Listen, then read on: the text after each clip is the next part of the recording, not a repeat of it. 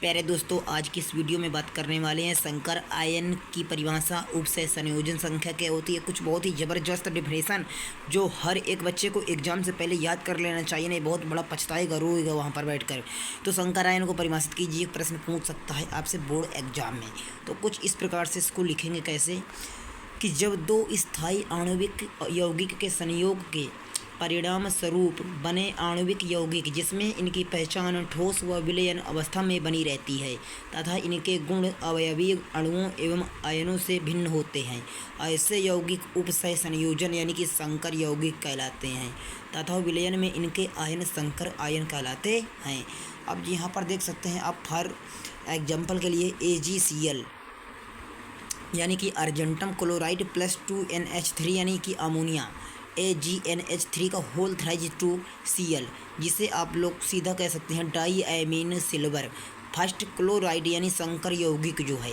अब यहाँ पर नीचे देखेंगे कि लिखा है AgNH3 का whole thrice 2Cl it is equal to AgNH3 का होल थ्राइज 2 धनायन प्लस Cl यानी क्लोराइड माइनस, यानी इसे संकर आयन कहते हैं।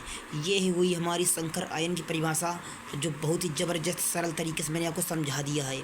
अब बात करते हैं उपसय संयोजन संख्या क्या होती है, एक उदाहरण दीजिए, या फिर पूछ सकता है कि अथवा लगाकर कि समन्वय यानी कि उपसय संयोजन संख्या को एक उदाहरण द्वारा स्पष्ट कीजिए।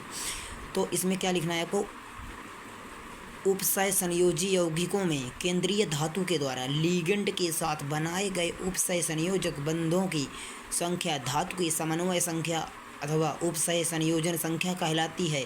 यहाँ पर उदाहरण के तौर पर देखेंगे कि लिखा गया है जैसे निकिल, और अंदर कोष्ठ के अंदर लिखा गया है साइनाइड का 4 की पावर 2 माइनस, यानी कि संकुल आयन में निकल की समन्वय संख्या Cn माइनस लिगेंड एक दंती की संख्या कितनी होगी हमारी, यहाँ पर होगी हमारी 4।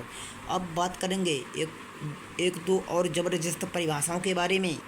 अगली परिभाषा हमारी दी गई है कीलेट प्रभाव, और उसका उदाहरण बहुत ही ज़बरदस्त शॉर्ट परिभाषा है, यानी कि इतनी नॉर्मल सी परिभाषा है कि हर एक बच्चे को बहुत आसानी के साथ याद हो जाएगी।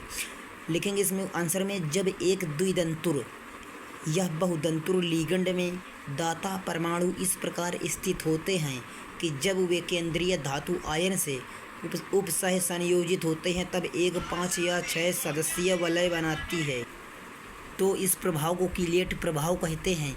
और फॉर एग्जाम्पल के तौर पर यहाँ पर विथ फिगर दिया गया है, बहुत ही ज़बरदस्त तरीके से हर बच्चे को बहुत आसानी के साथ याद हो जाएगा ये। और इसी में एक और परिभाषा दी गई है कि उपसय संयोजक यौगिकों में प्रकाशिक सम अवयवता का क्या कारण है, एक उदाहरण देकर समझाइए। तो इसका आंसर क्या होगा कि उपसय संयोजक यौगिकों में पाई जाने वाली असममितता ही इनकी प्रकाशिक समअवयवता दर्शाने के लिए उत्तरदायी होती है। अतः यह केवल उन उपसय संयोजक यौगिकों द्वारा दर्शाई जाती है जो असममित होते हैं। यहाँ पर एग्जाम्पल के तौर पर देखेंगे कि उपसय संयोजक संख्या 4 वाले चतुष्फलकीय संकुल जिनमें असममित द्विदंतीय लिगेंड उपस्थित हों, जैसे बिस यानी कि ग्लाइसिनेटो निकैल फोर्ट। ये रहे हमारे पूरे 3-4 डिफिनीसन जो आपको एग्ज़ाम के पहले याद करके जाना है, क्योंकि ये हमारे सभी अति लघुत्तरी प्रश्न 3 नंबर में पूछे जाने वाले प्रश्न हैं, जो हर एक बच्चे को बहुत अच्छी तरीके से आना ही चाहिए। फिर मिलेंगे ऐसी धमाकेदार केमिस्ट्री की वीडियो के साथ, तब तक के लिए good bye, thanks all of your family.